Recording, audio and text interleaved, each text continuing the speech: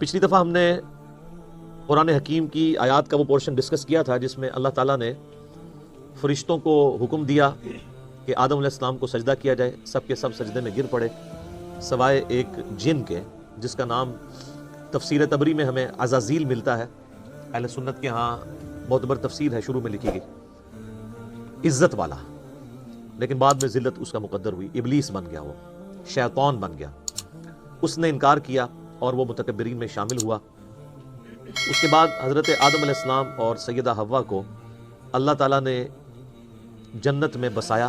اب اس میں اختلاف ہے کہ یہ جنت وہی والی جنت ہے جو الٹیمیٹلی ہمیں ملنی ہے, یا یہ پروٹوٹائپ کوئی جنت تھی جس میں اللہ تعالیٰ نے کسی باغ میں انہیں بسایا ٹیسٹ کرنے کے لیے, اور انہیں حکم دیا کہ یہاں پر تم رہو, لیکن ایک چیز کا خیال رکھنا کہ یہ جو فلاں درخت ہے اس کے قریب بھی مت جانا ورنہ تم ظالموں میں شمار کیے جاؤ گے.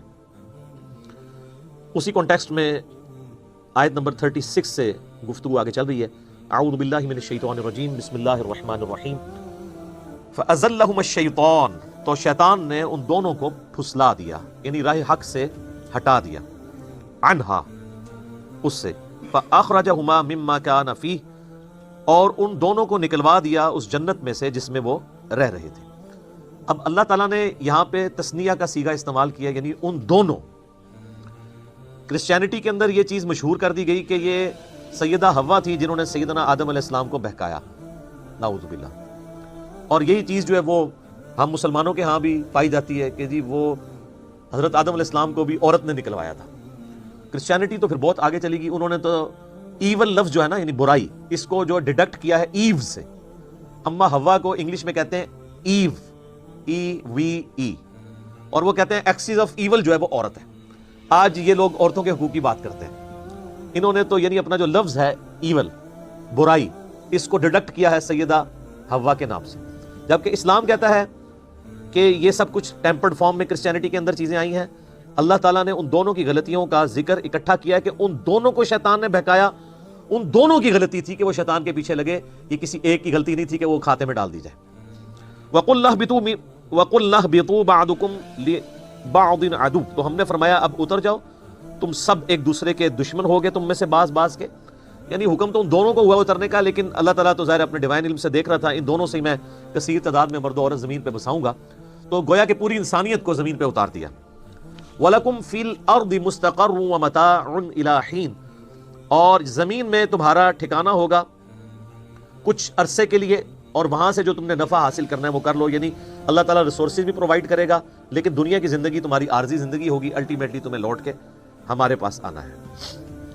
اب جو حضرت آدم علیہ السلام نے غلطی کی اس کا ذکر آ رہا ہے کہ اس غلطی کی توبہ کیسے قبول ہوئی.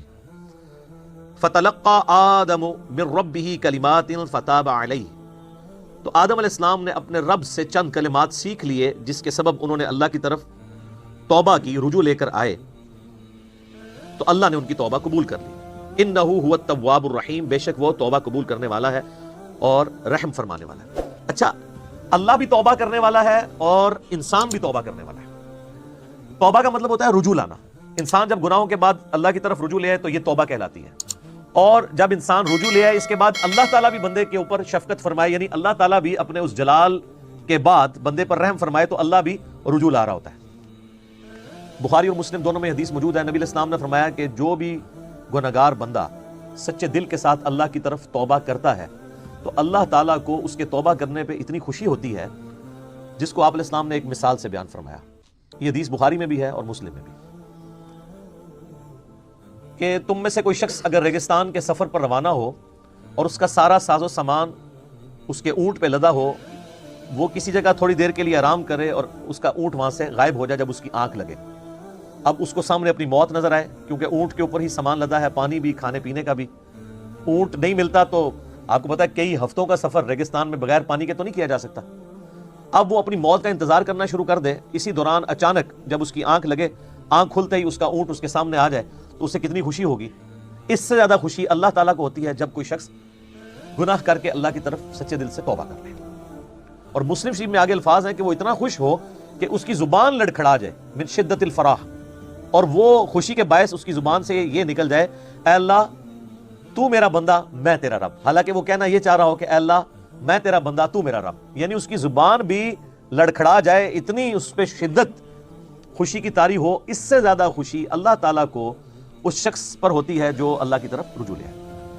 جامعہ ترمذی میں حدیث ہے کہ موت کے غرغرے سے پہلے پہلے توبہ قبول ہے، اس کے بعد کبھی توبہ قبول نہیں ہے۔ اس لیے آپ دیکھیں کہ فرعون نے جب توبہ کی، قرآن حکیم میں آتا ہے جب وہ ڈوبنے لگا تو اس نے کہا کہ میں بنی اسرائیل کے رب پہ، موسیٰ اور ہارون کے رب پہ ایمان لایا، تو اللہ تعالیٰ نے کیا فرمایا تھا؟ الآن، اب لے کے آیا توبہ، کوئی فائدہ نہیں ہے۔ نزع کے عالم سے پہلے جو توبہ کر لے گا اس کی توبہ ایکسیپٹیبل ہے، ادروائز کوئی توبہ نہیں ہے۔ تو اللہ تعالیٰ تو مائل بکرم ہے۔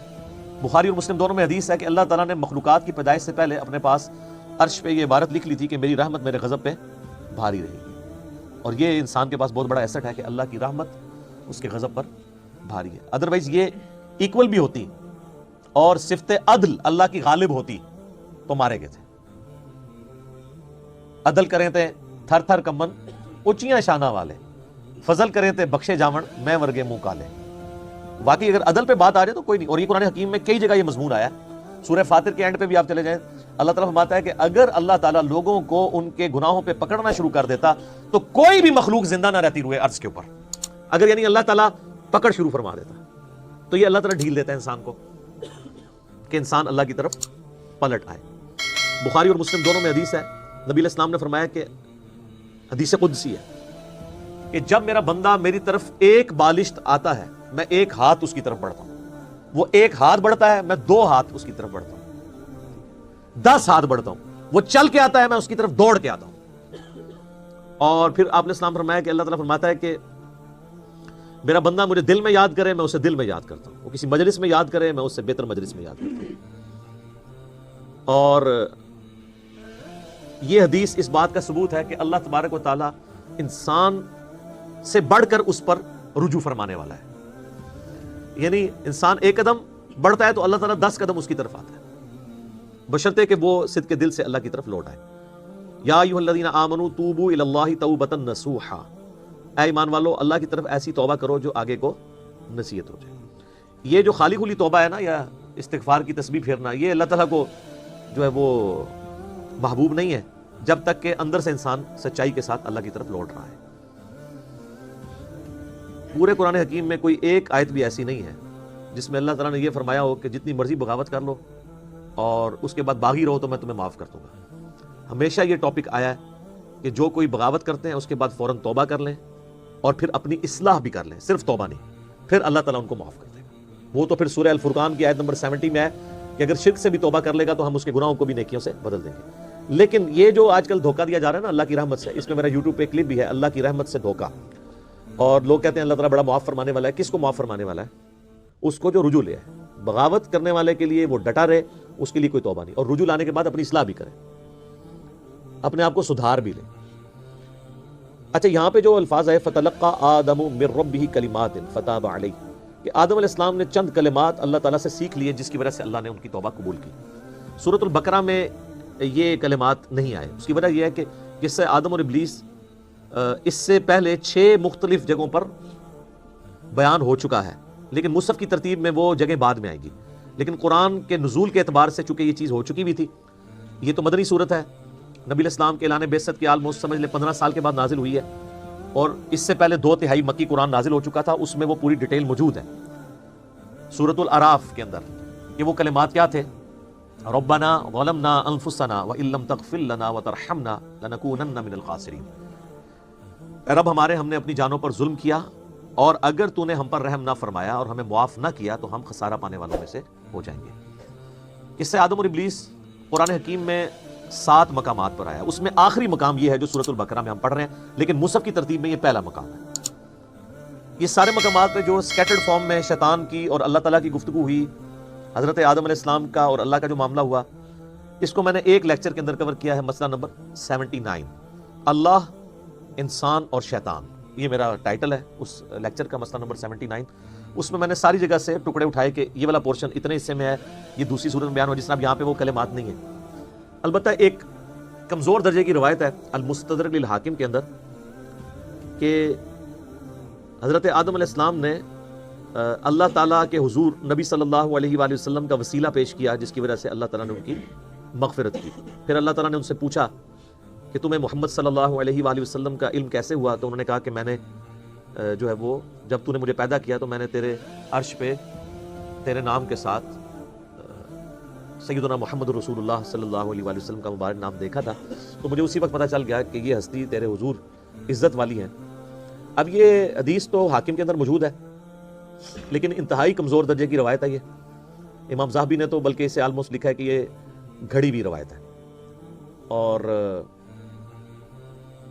انجیل برناباس جو پبلک کے اندر ایک مشہور ہے نا، اس میں بھی اس قسم کی ایک روایت لکھی ہوئی ہے، تو وہ تو ظاہر ہے کہ کرسچن آن بھی نہیں کرتے۔ میں نے اس کے اوپر کئی دفعہ بولا ہے کہ وہ کوئی اتھینٹک نہیں ہے، مسلمان اس کو اس لیے پیش کر دیتے ہیں کہ جی اس میں ظاہر ہے وہ میرے خیال میں تو کسی مسلمان نے بیٹھ کے لکھی ہے وہ، کیونکہ اس میں انہوں نے جو اسلوب اڈاپٹ کیا ہے وہ اللہ کی کتاب نہیں لگتی۔ اللہ کی کتاب کا تو ایک مزاج ہوتا ہے نا، اللہ کی کتاب کا مزاج جو ہے وہ توحید کے اراؤنڈ سینٹرڈ ہوتا ہے، جبکہ آپ انجیل برناباس پڑھیں گے تو وہ آپ کو لگے گا کوئی نعتیہ کوئی کتاب ہے، تو وہ تو اس کا اسلوب ہی بتا رہا ہے، تو اس لیے ہم تو اس کو آن نہیں کرتے۔ بہرحال میرا یوٹیوب پہ کلپ لاکھوں لوگوں نے دیکھا ہے۔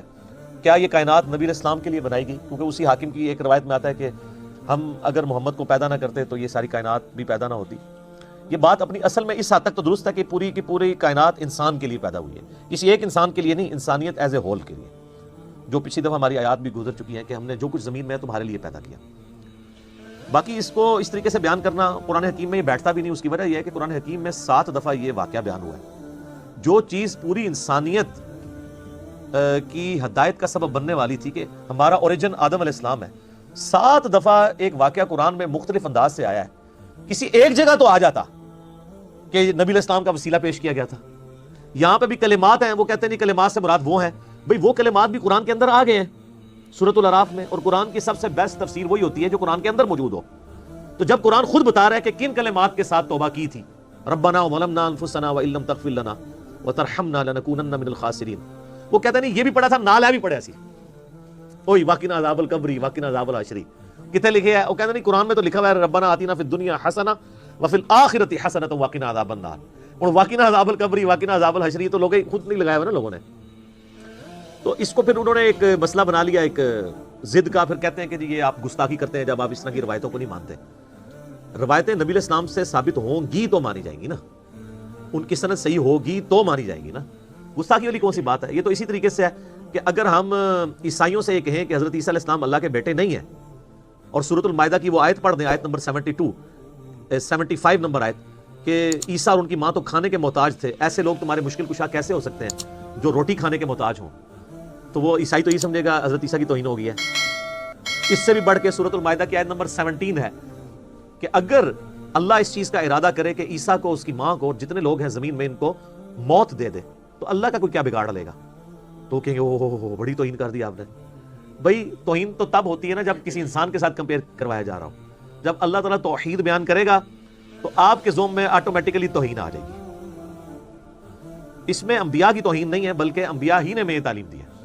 ورنہ میں علم الکلام میں پھکی کے طور پہ ایک جواب دیتا ہوں کہ جامعہ ترمذی میں، سنن ابی داؤد میں، سنن ابن ماجہ میں حدیث ہے، نبی علیہ السلام کو ایک صحابی نے سجدہ کیا، آپ علیہ السلام فرمایا سر اٹھائیے کیا کر رہا ہے؟ کہ رسول اللہ میں وہ کوفے کے پاس ہیرا نامی ایک شہر ہے وہاں گیا تھا، میں نے دیکھا لوگ اپنے سردار کو سجدہ کرتے ہیں، تو آپ تو اللہ کے رسول ہیں، آپ زیادہ حقدار ہیں کہ ہم آپ کو سجدہ کریں، آپ تو ہمارے مذہبی پیشوا بھی ہیں، ہمارے پولیٹیکل لیڈر بھی ہیں، ہمارے ہر لحاظ سے ہمارا سب کچھ آپ ہی ہیں۔ تو آپ علیہ السلام نے فرمایا کہ مجھے بتاؤ جب میں فوت ہو جاؤں گا اور تم میری قبر سے گزرو گے کیا میری قبر پہ بھی سجدہ کرو گے؟ انہوں نے کہا نہیں یا رسول اللہ۔ تو فرمایا پھر مجھے کیوں سجدہ کر رہے ہو؟ اگر میں سجدہ جائز سمجھتا تو بیویوں سے کہتا کہ اپنے خامدوں کو سجدہ کریں اس حق کے سبب جو اللہ نے ان کو دیا۔ اب مجھے بتائیں کیا نبی علیہ السلام نے اپنی توہین خود کر دی؟ وہ صحابی تو حضور کی عزت میں حضور کو سجدہ کر رہا تھا نا، حضور سے محبت کا اظہار کر رہا تھا نا۔ تو یہ جو کہتے ہیں عشق دے چلے نمبر لے گئے تے چلا تے صحابی بھی ہو جاتے حضور علیہ السلام کو بول نہیں کرتے، آگے چلے سر چوک یعنی بریکٹ میں، یہ کیا کر رہا ہے؟ عشق دے چلے نہیں ہم نمبر لے گئے، علم والے